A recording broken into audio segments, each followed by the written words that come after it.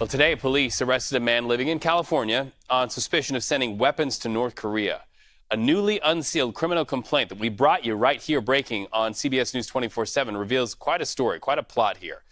A Chinese man hid guns and ammunition inside shipping containers, traveled from Texas to California, shipped them off of the shores of Long Beach to North Korea. That document goes on to say that North Korean agents funneled the man some $2 million to buy and then ship the weapons and other technology, including reported uniforms that were, I guess, planning to be used in an attack in South Korea. Federal law enforcement officials are calling this a significant national security investigation. Let's listen in. We're here today gathered with our law enforcement partners to announce federal charges involving an individual who acted as an operative for the North Korean government in our country. We are charging a criminal scheme involving this individual and officials with the North Korean government. This criminal scheme involved obtaining in our country military supplies and high-grade technology and then sending those materials illegally to North Korea. The person that we've charged is an individual named Shenghua Wen. He was arrested this morning. We allege that he conspired with government officials in North Korea to obtain military supplies, including firearms and ammunition, to obtain technology, and then conceal that technology and those materials in shipping containers that departed from the port of Long Beach, and then ship those materials on to North Korea. All of this was illegal. So much to cover here. CBS News Justice Department reporter Robert Laguerre joins us live. Robert, what more can you tell us about what law enforcement uncovered here? Hey, yeah, Reed, thanks for having me. Well, it's important to note at the top here that according to the criminal complaint, when the defendant who prosecutors were just talking about there admitted to this conduct in multiple interviews across the summer, both in August and September, in a Mirandized interview with federal investigators, admitted to a lot of this conduct. He said he tried to obtain military uniforms in an apparent attempt to help North Korean soldiers disguise themselves in what prosecutors described as a quote, surprise attack on South Korea that never materialized, but according to prosecutors, Wen sought to obtain these uniforms in furtherance of that plot. According to prosecutors, Wen came to this country in 2012 on a student visa, overstayed that visa. But before he got here, they said he met twice with North Korean government officials, and they directed him to, during his time here, obtain and procure materials for North Korea in an attempt to then send the materials to North Korea. Prosecutors said that investigators, when they searched Wen's home, found multiple rounds of ammunition as well as some devices, a device used to uncover bugs in your home, listening bugs in your home or an office, and as well as a chemical detector. And so what they described here is a years-long scheme by Wen to allegedly funnel material in furtherance of North Korea's regime.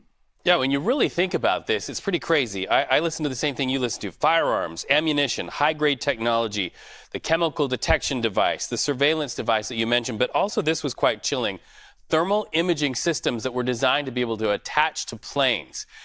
Talk to us about the place where this operation was set up, the state of Texas, because the headline's going to be Long Beach, California. That was the point of shipping, but this has some derivations in the state of Texas as well. Yeah, so this is an operation that allegedly spanned across the country. In some instances, the weapons and materials were bought in Texas, and then he allegedly brought them then to California to then ship them off. And so prosecutors say that this has lasted a long time. And Wen was discussing what was needed by the North Korean government with his handlers in North Korea. And so this was not just someone who was thinking about what the North Korean government might want. He was being directed allegedly by officials in North Korea to send the materials from Long Beach to Hong Kong and then smuggle them from Hong Kong into North Korea. And so this is a transnational scheme that prosecutors allege spanned multiple years. And that Texas business purchased with North Korean money. But also interesting to note, these weapons were purchased under a federal firearms license. What kind of drill down will investigators do knowing that these weapons were obtained under a federal license? Right. So, federal law dictates that in certain instances, firearms have to be purchased under a FFL, a federal firearm license. And so in certain instances here, those firearms were and the ammunition were purchased with that. And so the questions will also be raised as to how he was able to obtain that. We see in certain instances in which foreign nationals are able to obtain foreign nationals are able to obtain firearms, then prompts further investigation as to how they did that. And so, to your point, that is something that investigators are going to look into as well. This is the first time that we've seen individuals within the U.S. work on behalf of the North Korean government. Just earlier this year in May, prosecutors with the Justice Department charged a woman in Arizona with working with North Korean IT workers to get them remote jobs here in the U.S. to then funnel their money to benefit the North Korean government. And so this is something that's happening across the country, and prosecutors are looking into it.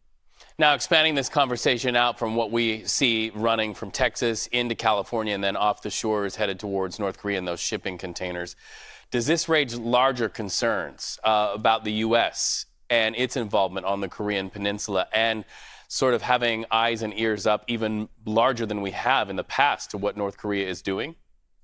Well, what's really interesting here is that this is a North Korean government looking to obtain American-made goods. And so, as the viewers likely know, right now it is illegal to ship things in support of North Korea, materials, weapons, money. So what we see here is another scheme to support North Korea in that way. And so this is really the federal government, and particularly federal investigators, law enforcement components here in the U.S., saying that they are aware of these operations and they're taking them seriously. The geopolitical ramifications of this are likely not to be huge, given the fact that this is one individual right now here in the U.S. who allegedly took part in this. But it is a signal that the U.S. government and federal investigators are sending to North Korea, saying, we know you have agents operating here on U.S. soil, and we're going to do something about it. All right. Robert Laguerre, CBS News Justice Department reporter. Fascinating conversation and a story that reads like a Hollywood movie, although it is all too real. And now the feds have the charges to prove it.